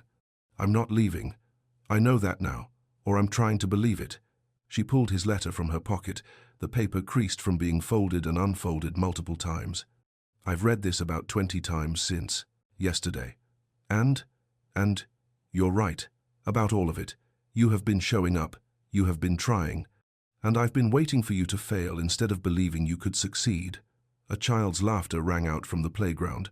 They both glanced over automatically, but it wasn't Caleb. "Where is he?" Ethan asked. "Caleb? With my mom. I wanted to talk to you first. Just us." Maya twisted the letter in her hands. "He's been asking about you constantly. When is Ethan coming back? Why doesn't he visit anymore? Did I do something wrong?" Her voice cracked on the last question. Ethan's chest tightened. "He thinks he did something wrong? Kids always do. They think everything is their fault." She wiped her eyes. "That's when I realized I was hurting him more by keeping you away than I ever would by letting you stay. Even if I'm scared. Even if there's risk. There's always risk in loving people." "I know." She looked at him directly. "That's what my mom said too. And she's been the..." cautious one this whole time, so when she told me to give you another chance, I knew I needed to listen. They sat in silence for a moment. A breeze rustled the leaves above them. Somewhere an ice cream truck played its tinny music. I need to be better at communicating, Ethan said. Jordan pointed that out. I was so focused on proving myself through actions that I forgot you needed to hear what I was thinking and feeling too. We both need to be better at that. Maya shifted slightly toward him. I should have asked you about the phone call instead of assuming the worst. Should have given you a chance to explain. Can we start over? Not all the way back to the beginning, but from right now. I don't want to start over, Maya said quietly. I want to keep going forward. But honestly, this time, both of us. Honestly, Ethan agreed. Maya reached out slowly, her hand hovering in the space between them. Ethan took it, their fingers intertwining naturally, like they'd done this 1,000 times before. I'm terrified, Maya whispered, of getting hurt, of Caleb getting hurt, of building something beautiful and watching it fall apart. I'm terrified too, Ethan admitted, of not being good enough, of messing up, of letting you both down. He squeezed her hand. But I'd rather be terrified and try than safe and alone. Maya's eyes filled with tears, but she was smiling. When did you get so wise? I had a good teacher, my little brother who's apparently smarter than I am. She laughed, and the sound loosened something in Ethan's chest. This was going to be okay. They were going to be okay. So what now? Maya asked. Now we do this right, slow and steady. We talk when things are hard instead of pulling away. We build something real. Together. For Caleb. For Caleb. Ethan agreed. And for us. Maya studied his face. Us? If that's something you want. Eventually. No pressure. I'm not trying to rush anything. I don't know what I want yet, Maya said, honestly. Except I know I don't want to be afraid anymore. I'm tired of being afraid. Ethan brought her hand to his lips and kissed it gently. Then let's not be afraid. Let's just be present. They sat like that for a while, holding hands on a park bench while the world moved around them. And for the first time in weeks, Maya felt herself relax, really relax. Because Ethan was here. He'd shown up.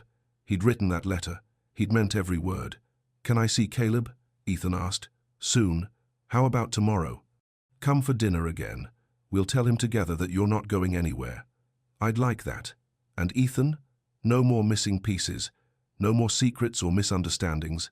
We talk about everything from now on. Deal? Deal. The next evening, Ethan knocked on Maya's apartment door at exactly 6 o'clock. His hands were sweaty, his heart raced. But this time it wasn't fear, it was anticipation. Caleb opened the door, and his entire face lit up. Ethan, you're back. Hey, buddy. I missed you.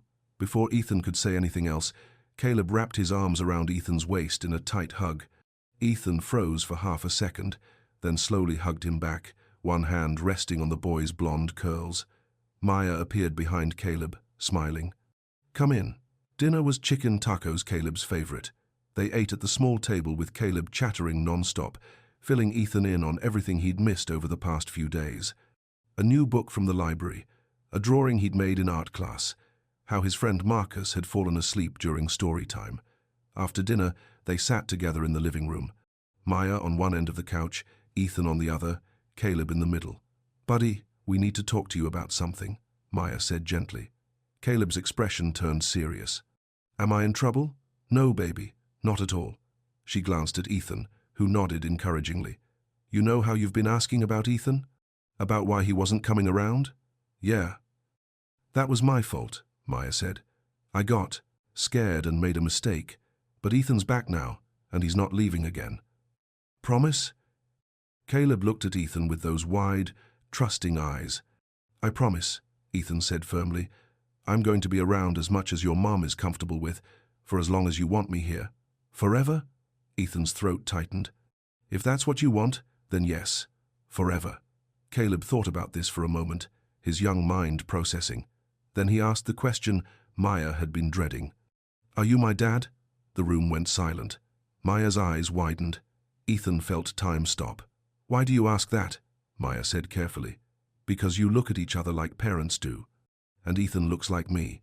And at school, Tommy said only dads come to visit that much. Maya and Ethan exchanged a long look. They'd talked about this conversation yesterday at the park, about being honest with Caleb when the time came. They just hadn't expected it to be tonight.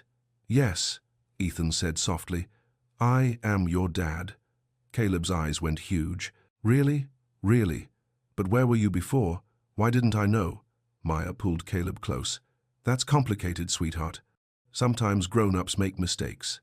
Ethan didn't know about you when you were born, and by the time I could tell him, we'd lost touch with each other. But he knows now?" "Yes, he knows now. And he wants to be my dad. More than anything," Ethan said, his voice thick with emotion. Caleb was quiet for a long moment. Then he climbed off the couch and walked to his room. Maya started to follow, but Ethan gently stopped her. "Give him a minute. That's a lot to process." They waited, tension filling the silence. What if Caleb was upset? What if this was too much, too fast? After what felt like forever, Caleb returned. He was holding a drawing one Ethan had never seen before. It showed 3 stick figures, a woman, a man, and a small boy in the middle. They were holding hands. Above them, in careful letters, Caleb had written, "My family." "I drew this 2 weeks ago," Caleb said quietly. "I didn't show anyone because I thought maybe it was pretend. But it's real now?" Ethan had to swallow hard past the lump in his throat. "It's real." Caleb climbed back onto the couch, but this time he positioned himself on Ethan's lap. "Good. I always wanted a dad." Maya was crying silently, one hand pressed to her mouth. Ethan wrapped his arms around Caleb and held him close, breathing in the smell of his son's shampoo, feeling the solid weight of him. This was real. This was his family. Over the next week, everything shifted into a new rhythm. Ethan came over 3 times, each visit feeling more natural than the last. He helped Caleb with his homework, taught him how to ride his bike without training wheels, read bedtime stories in funny voices that made Caleb giggle. Maya watched it all, her walls coming down piece by piece. She saw how patient Ethan was when Caleb struggled with math, how he didn't get frustrated when Caleb fell off the bike 6 times, how he remembered that Caleb liked his sandwiches cut into triangles, not squares. These small things mattered. These were the things that built trust. On Saturday morning, Ethan showed up with a nervous energy Maya recognized. "What's up?" she asked as Caleb played in his room. "Jordan's having a cookout tomorrow. Just family and close friends. He wants to meet you and Caleb. Officially." Ethan rubbed the back of his neck. "I know it's fast, but I've been telling him about you both, and he really wants to, meet you, and wait, okay?" Maya smiled. "Yeah, I think it's time. Caleb should know his uncle, and I'd like to meet your family too." "Really?" "Really. But Ethan, I'm nervous." "Me too. What if they don't like me?" "They'll love you." He took her hands. "Jordan already knows how amazing you are from everything I've told him. And my mom, well, she's complicated, but she'll come around." "Your mom's coming?" Jordan invited her. "I don't know if she'll show." Ethan's expression darkened slightly. "We're not close. After my dad left, she kind of checked out emotionally. Jordan and I practically raised ourselves. I'm sorry. It's old history, but it means I don't really know how to do the family thing. I'm kind of making it up as I go." Maya squeezed his hands. "Then we'll figure it out together." Sunday afternoon, Maya stood in front of her closet, trying on her 4th outfit. Nothing felt right. Too casual, too dressy, too trying hard. "Mummy, you look pretty in everything," Caleb said from her bed, where he was playing with toy cars. "Thanks, baby." She finally settled on jeans and a nice blouse, something that said, "I'm not trying too hard, but I care enough to look nice." Caleb wore his favorite shirt with dinosaurs on it. They arrived at Jordan's house at 2 o'clock. It was a small place with a decent backyard. Smoke rose from a grill, music played from a speaker. A handful of people milled around talking and laughing. Ethan met them at the gate, smiling. "You made it." "We made it," Maya confirmed, though her stomach was doing flips. "Caleb, you ready to meet your uncle?" "I have an uncle?" "You do, and he's excited to meet you." Jordan appeared almost immediately, as if he'd been watching for them. He was younger than Ethan, but taller, with an easy smile and kind eyes. "You must be Maya," he said, extending his hand. "I've heard so much about you. Good things, I hope." The best things. He crouched down to Caleb's level. And you must be Caleb. I'm Jordan. I'm your dad's little brother, which makes me your uncle. Caleb looked at Ethan for confirmation. Ethan nodded. Do you like dinosaurs? Caleb asked seriously. Love them, especially T-Rexes. You? They're my favorite. Then we're going to get along great. Come on, I'll show you the yard. We've got a volleyball net and everything. Caleb took Jordan's hand without hesitation, and they walked off together. Maya watched them go, a mix of emotions swirling in her chest. He's good with kids, Ethan said. I can see that. Come on, let me introduce you to everyone else. There were about 10 people total. A couple of Jordan's friends from work, a neighbor, an older woman who turned out to be Jordan's girlfriend. Everyone was friendly and welcoming, asking Maya about her work at the hospital, complimenting Caleb. But one person was notably absent until nearly 3 o'clock. Ethan's mother. When she finally arrived, Maya recognized her immediately from photos she'd seen years ago. She was in her early 50s, well-dressed, with the same eyes as her son's. But there was a hardness to her expression, a distance. Mom, Ethan said, greeting her stiffly. You made it, Jordan insisted. She glanced at Maya, then at Caleb playing in the yard. So this is her. This is Maya, Ethan said pointedly. Maya, this is my mother, Catherine. Nice to meet you, Maya said, extending her hand. Catherine shook it briefly. Jordan tells me you have a son. Yes, Caleb. He's 6. And Ethan is the father? The bluntness of the question made Maya flinch, but she held her ground. Yes, Catherine's expression was unreadable. I see. An awkward silence fell. Then Maya's phone rang. She glanced at it, her mother calling. Excuse me, she said, stepping away. Hey, Mom. Hey, baby. Just checking in. How's it going? Okay, I think. Met Ethan's brother, he's wonderful, but his mother just showed up and she's intense. You want me to come? Maya glanced back at the cookout. Ethan was talking with his mother, his body language tense. Jordan was still playing with Caleb, making sure he felt included. Actually, yeah, if you're free, I could use the support. I'll be there in 20 minutes. Text me the address. When Maya returned, Ethan immediately came to her side. Sorry about that. My mom can be difficult. It's okay, I invited my mom. Hope that's all right. Of course, I'd love to meet her. 20 minutes later, Renee Brooks arrived wearing a bright yellow sundress and carrying a homemade pie. She took in the scene with practiced ease, immediately spotting her daughter and grandson. There's my favorite boy, she called out. Grandma! Caleb ran over for a hug. Renee hugged him tight, then turned to Maya. You good? I'm good. Which one's Ethan? Maya pointed. Ethan was walking over, looking nervous. Mrs. Brooks, he said, extending his hand. I'm Ethan. It's an honor to finally meet you. Renee studied him for a long moment. Ethan held her gaze, not backing down but respectful. You hurt my daughter once, Renee said quietly, so only they could hear. I won't let you do it again. No, ma'am, I won't. Good. Her expression softened slightly. Maya says you've been showing up. Keep doing that. I will. All right then, Renee's smile returned. I brought pie. Where should I put it? As the afternoon wore on, something shifted. Caleb was the center of attention, charming everyone with his questions and observations. Jordan kept making him laugh. Renee engaged easily with the other guests, her warmth infectious.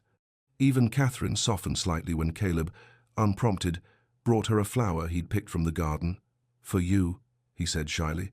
Catherine looked at the slightly crushed dandelion, then at her grandson's hopeful face. Something in her expression cracked. Thank you, she said quietly. That's very sweet. Maya watched from across the yard, standing beside Ethan. His arm was around her shoulders, natural, comfortable, like they'd been doing this for years. Your son is something special, Jordan said, joining them. He really is, Maya agreed. Takes after his mum. Maya felt herself blush. And his dad, Ethan, pulled her closer. They stood like that, watching Caleb play, surrounded by family and friends, and the smell of grilling hamburgers and the sound of laughter. This was what Maya had been afraid of. This closeness, this vulnerability, this hope. But Standing here now, she realized something. The fear wasn't gone. It probably never would be completely, but it was worth it. This feeling, this moment, this family they were building, it was worth the risk. "Hey," Ethan said softly, pulling her attention back to him. "Yeah? Thank you. For what? For giving me another chance. For letting me into Caleb's life. For being brave enough to try. You're doing the work too," Maya reminded him. "We both are." She leaned her head against his shoulder. "Yeah, we both are." As the sun started to set, Jordan turned on string lights in the backyard. Caleb was teaching Catherine and Renee how to play some game he'd invented, involving a ball and complicated rules only he understood. The older women played along, smiling despite their confusion. "My mom looks happy," Ethan observed. "So does mine. Think they'll get along?" "I think they already are." Later, as people started to leave, Jordan pulled Ethan aside for a private word, while Maya helped pack up leftover food. "You did good, man," Jordan said. "Maya's great. Caleb's amazing. Don't mess this up. I'm trying not to. I'm serious. You've got something real here. Something most people spend their whole lives looking for." "I know." "Good." Jordan clapped him on the shoulder. "Also, Mom pulled me aside earlier. She wants to take Caleb to the zoo next weekend, get to know him better." Ethan's eyebrows shot up. "Really? Really?" "I think meeting him softened something in her. Reminded her what she missed when we were kids. That's good, I think." "It's very good," Jordan smiled. "Family's complicated, but you're building yours now. Make it better than what we had." "I will." That evening, Maya and Ethan walked Caleb to Maya's car. The boy was exhausted, practically falling asleep standing up. "Did you have fun?" Maya asked, buckling him into his booster seat. "So much fun. Uncle Jordan is so cool. And Grandma Catherine said she wants to take me to see the tigers." "That sounds wonderful, baby." Within minutes of driving, Caleb was asleep in the back seat. Ethan followed them home in his own car, helping carry a sleeping Caleb upstairs when they arrived. Maya got him changed into pajamas without fully waking him and tucked him into bed. Ethan stood in the doorway, watching. "He's out cold," Maya whispered. "Big day." They retreated to the living room, both sitting on the couch with a comfortable space between them. Not as much space as there used to be, but not pressed together either. Progress. "Your family is nice," Maya said. "Jordan especially. He liked you too, I could tell. And your mum, she's complicated. But I saw her with Caleb at the end. She was really trying." "Yeah," Ethan looked thoughtful. "I didn't expect that. Didn't expect her to want to be involved. Kids have a way of opening hearts we thought were closed. Caleb certainly opened mine." Maya smiled. "Mine too. From the moment he was born." They sat in comfortable silence for a while. Outside, the night was dark and quiet. Inside, everything felt warm and safe. "Maya," Ethan said eventually, "I know we're taking this slow, and I respect that, but I need you to know something." "What?" "This isn't temporary for me. This isn't me just trying to be a good father and then moving on with my life. This is, you and Caleb are it for me, my family, my home." Maya's heart squeezed. "Ethan, I'm not asking you to say anything back. I'm just telling you where I stand, so there's no confusion. No more misunderstandings." She reached for his hand, threading her fingers through his. "I'm not there yet, not all the way, but I'm getting there. Every day, a little bit more. That's enough. That's more than enough." They sat holding hands, not needing to say anything else. The weight of the past was still there, it probably always would be, but it felt lighter now, manageable. "Stay for a bit?" Maya asked. "We could watch a movie, something, mindless." "I'd like that." She put on some comedy. Neither of them really watched. Instead, they talked quietly about the day, about how Caleb had charmed everyone, about Jordan's terrible jokes, about Renee's pie that everyone had devoured. At some point, Maya's head found its way to Ethan's shoulder. His arm wrapped around her. It felt natural. "Right, this is nice," she murmured. "Yeah, it really is." The next 2 weeks fell into a rhythm. Ethan came over most evenings after work, sometimes just for an hour. Sometimes he stayed for dinner. Once, he spent the whole Saturday with them, doing ordinary things, grocery shopping, laundry, a trip to the library.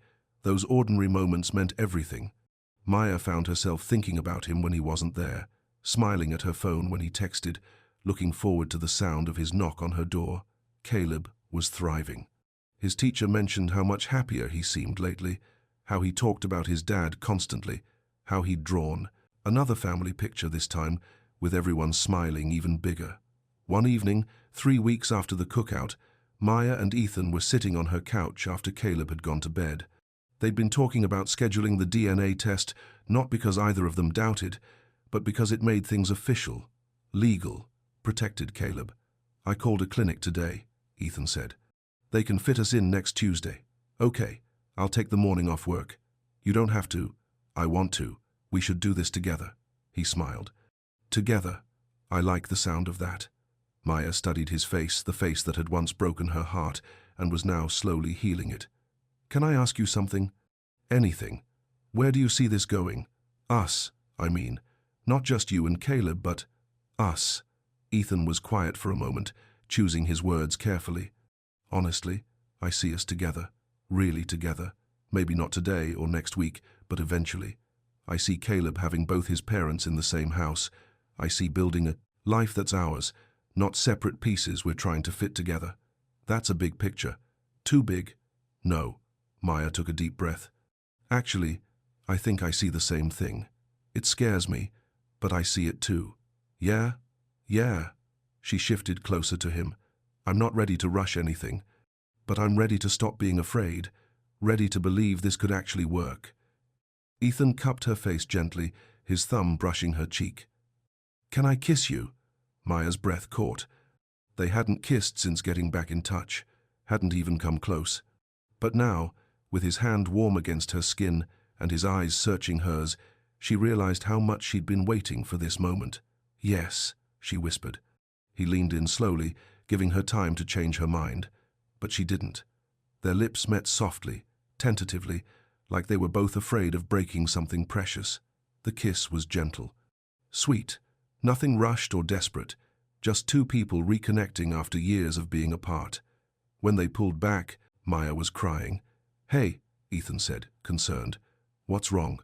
"Nothing's wrong. I'm just..." She laughed through her tears. "I'm happy. Actually, genuinely happy. I forgot what this felt like."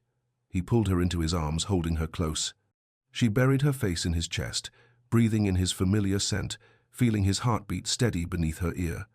"I love you," she whispered, before she could stop herself. Ethan went very still. Then he pulled back just enough to look at her face. "What did you say?" "I love you." I never stopped. Even when I was angry, even when I was scared, there was always love underneath it all. "Maya," his voice was thick with emotion. "I love you too. So much."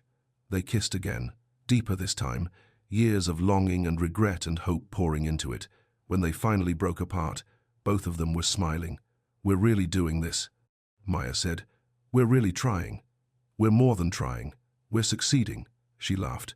"One day at a time, one day at a time, a time," he agreed. Tuesday arrived, and they took Caleb to the clinic for the DNA test.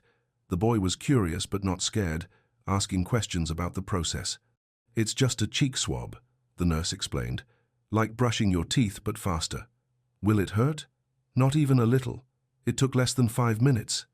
They were told results would come in about a week, though everyone in the room already knew what they'd say. After the clinic, they took Caleb for ice cream, a celebratory treat for being so brave. "What are we celebrating?" Caleb asked through a mouthful of chocolate. "You," Maya said. "And our family. Our family is the best family." Ethan and Maya exchanged a smile over his head. "Yeah, buddy, it really is." That evening, after dropping Maya and Caleb home, Ethan drove to Jordan's place. His brother opened the door with a knowing grin. "You look disgustingly happy. What happened?" "We kissed. Finally. Took you long enough." "Shut up," Ethan laughed. "But yeah, it was. Perfect. She's perfect. And Jordan, I know this sounds crazy, but I think I'm going to marry her someday." "That doesn't sound crazy at all. Really, really, you found your person, the mother of your child, the love of your life. Why wouldn't you marry her? It's fast. You've known her for 7 years, dated her for 2 of those years, and she's the mother of your 6-year-old son. That's not fast. That's just timing. Ethan sat down on Jordan's couch. I want to do this right, though. Build the foundation first. Make sure we're solid. Smart. Take your time. But man, don't wait too long. Life's short. Happiness is rare. When you find it, hold on tight. The DNA results came back exactly as expected. Ethan was Caleb's father, 99.9% certainty. The paperwork made it official. That night, Ethan brought champagne to celebrate. They drank it after Caleb was asleep, toasting to new beginnings and second chances. To family, Maya said, raising her glass. To us, Ethan added. They clinked glasses and drank. The champagne was sweet and bubbly, making Maya giggle. I'm not used to drinking, she admitted. This is going straight to my head. Lightweight. She swatted his arm playfully. They ended up on the couch again. Maya curled against Ethan's side, his arm around her shoulders. I've been thinking, Maya said. About? About telling Caleb the full story someday, when he's older. About how we met, how we fell in love, how we lost each other, and how we found our way back. That's a good story. It's our story. The best story. Ethan agreed. He kissed the top of her head. Maya? Move in with me. She sat up, surprised. What? Okay, maybe not right this second, but eventually. Your lease is up in what, 3 months? 2.5. So in 2.5 months, instead of renewing, move in with me. You and Caleb. We'll find a place together, something with a backyard where he can play. Good schools nearby, space for all of us. Maya's mind raced. That's big. I know, but we're already doing this. We're already a family. Why keep living separately? She wanted to say yes immediately, but the cautious part of her, the part that had been hurt before, made her pause. Can I think about it? She asked. Of course. Take all the time you need. But even as she said it, Maya knew what her answer would be. Because Ethan was right. They were already a family. Already building a life together. Moving in was just making it official. 2 days later, she texted him, Yes, let's do it. Let's find a place together. His response was immediate. Really? Really? For our family? Finding a house took 3 weeks. They looked at apartments, townhouses, and small homes. Finally found a perfect 2-bedroom house with a fenced yard, updated kitchen, and a park within walking distance. Caleb loved it immediately. Can this be my room? Please? Whatever room you want, buddy, Ethan said. They signed the lease together, Maya's name and Ethan's name on the same document, making it real, making it official. Moving day was chaos. Renee helped pack, while Jordan and some friends carried boxes. Caleb ran between rooms, excited and overwhelmed in equal measure. By evening, most of the big stuff was moved. They ordered pizza and ate sitting on the floor of the living room, surrounded by boxes. Home, Caleb said, looking around with wonder. Home, Maya echoed, reaching for Ethan's hand. That first night in their new place, they put Caleb to bed in his new room. He'd already decorated it with his drawings, his glow-in-the-dark stars transferred carefully from the old ceiling. Will you both read me a story? He asked. So they did. Maya on one side of his bed, Ethan on the other, trading off pages of Caleb's favorite book. When they finished, Caleb was already half asleep. Love you, Mommy, he murmured. Love you too, baby. Love you, Dad. Ethan's eyes filled with tears. It was the first time Caleb had called him that directly. Not Ethan, not my dad when talking to others. Just, Dad. Love you too, Caleb. So much. They closed his door quietly and stood in the hallway together. Maya took Ethan's hand. You okay? She asked. Better than okay. He pulled her close. This is everything I never knew I needed. Me too. They walked to their bedroom, their shared bedroom now. It felt surreal, wonderful, right. So, Maya said, suddenly nervous, this is happening. We can take it slow, Ethan assured her. Separate sides of the bed, no pressure, she laughed. I think we're past that point. Are we? Instead of answering, she kissed him. Long and deep and full of promise. When they finally broke apart, both of them were breathing hard. Yeah, Ethan managed. We're definitely past that point. 3 months into living together, everything had settled into a beautiful routine. Ethan made breakfast most mornings. Maya handled bedtime stories. They traded off cooking dinner and doing dishes. Caleb had adjusted beautifully, thriving in his new school and new neighborhood. On a quiet Saturday evening, after Caleb had gone to a sleepover at Jordan's place, Ethan and Maya found themselves alone for the first time in weeks. They made dinner together, nothing fancy, just pasta and salad, drank wine, talked about everything and nothing. "Remember when we first started dating?" Maya asked. "We used to stay up all night just talking. I remember. You told me about wanting to be a nurse. I told you about my terrible childhood. You told me you'd never felt this way about anyone before." "Still true," Ethan said. "More true every day." Maya smiled. "We've come full circle, back to where we started, but better this time. Much better. We're not scared kids anymore. No, we're parents, partners. We're in love," Ethan finished. "Completely, hopelessly in love. That too." They cleaned up dinner together, moving around each other with practiced ease, then settled on the couch, Maya tucked against Ethan's side. "I have something for you," Ethan said suddenly. "Yeah?" He pulled out a small box from his pocket. Not a ring box, something different. Maya opened it to find a simple silver bracelet with 3 charms, a heart, a small C for Caleb, and a tiny house. "It's our family," Ethan explained. "All of us together. I saw it and thought of you." Maya's eyes filled with tears. "It's perfect." He helped her put it on, fastening the clasp. She held up her wrist, watching the charms catch the light. "Thank you," she whispered.